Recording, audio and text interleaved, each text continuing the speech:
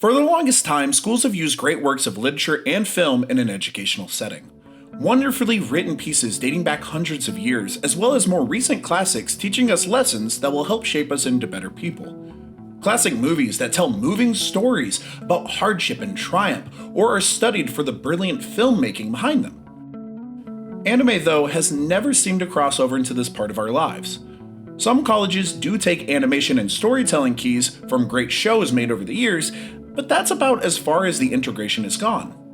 I, today, want to advocate for one anime film in particular that I think should be shown to the younger generation as a cautionary tale. One of bullying someone for the differences they have, how quickly we are to turn on others, and the growth and acceptance we take throughout our younger school years. The film in question is 2017's A Silent Voice. Before I get into the positives I think this film would have on a younger audience, I want to quickly tackle some of the obvious issues and negatives that could surround showing this film in schools. First being, what age should this film be shown at? The plot begins with students in the 6th grade and jumps all the way to senior year of high school. Showing a film like this to 6th graders might be a little too much, given the subject matter. But showing it to a senior in high school takes away some of the emotional growth that the film would hopefully impact. The most likely landing spot would be around grades 8 or 9, seeing as this would be the time in one's life that would be the most relatable to the ongoing issues A Silent Voice highlights.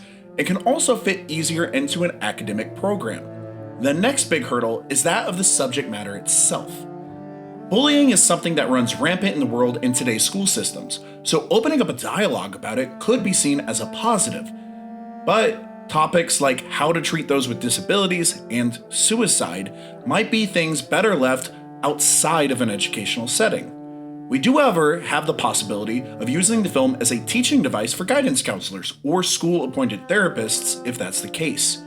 The final major problem arises from how the film is presented.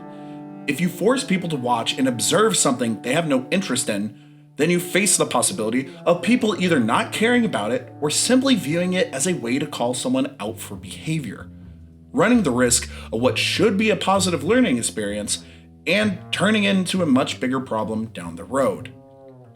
On the other side, though, let's go over some of these positive lessons and tribulations that A Silent Voice can help teach people.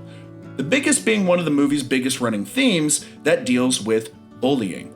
Bullying is shown to only affect the person being bullied. But if you dig deeper, you see that it tends to have a domino effect. In the film, when our character Shoya and his friends bully Shoko for being different from them, they mostly do it from being in a place of frustration and misunderstanding. Shoka is likely the first deaf person many of them have ever met, and the confusing situation to a 6th grader leads to taking out frustration mostly on Shoko herself. When her hearing aids are forcefully ripped out of her ears, we then begin this new domino effect. Shoko's mother is furious that her daughter is being bullied and hearing aids are not cheap.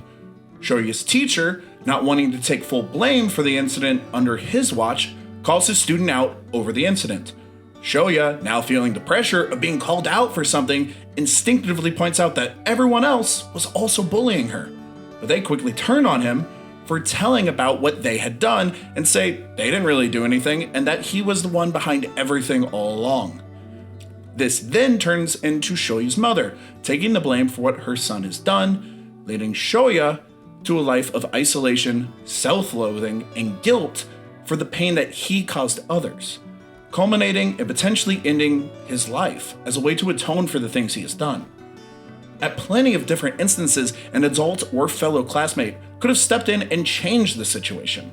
Allowing someone to build up horrible feelings is incredibly unhealthy, and this could be shown not only to tell younger people you don't have to fight alone, but that even something as simple as checking in on one another can go a very long way.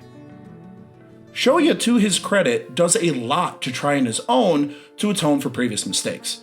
He has been learning sign language, not with any intention of ever meeting Shoko again, but rather so that he can better understand others.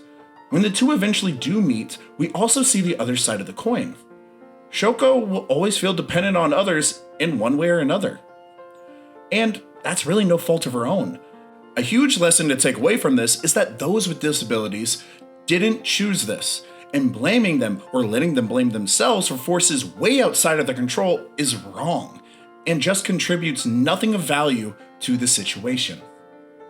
Now, perhaps the biggest plot point we can highlight as a teachable moment is that of depression and anxiety. Shoya is someone who has decided he has lost value to society, and thus wants nothing to do with the people around him. He knows what he has done in the past was wrong, but the way everyone turned on him so quickly has left him in a mental state that having friends isn't important anymore, because in the end, everyone will always do what's best for them. We have a horrible tendency in today's society of piling on a person for mistakes that they have made, and not communicating with that person afterwards. It's easier to let it be someone else's issue to deal with, not knowing how important one simple gesture can be to someone who is always in a constantly negative headspace. The film beautifully explains and gives examples about mental health and the cause and effect of bullying that can have on a young child, as well as the parents who look after them. So, back to the main reason for this entire video. Can or should this film be taught in the education system? It does have a lot going for it, and it is a great way to show a younger audience things that sometimes we're a little wary to openly talk about. The biggest issue, though, is where do you show this and how do you go about it?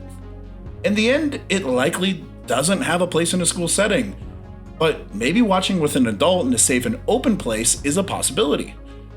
If anything, A Silent Voice is a movie that should be certainly used as a tool to help bridge the gap of understanding about real issues that happen in our world.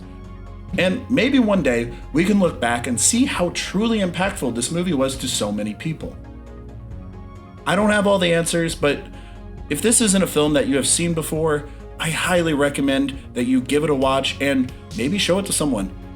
It's a film that personally meant a lot to me and helped with my view on certain subjects that I had dealt with in the past myself.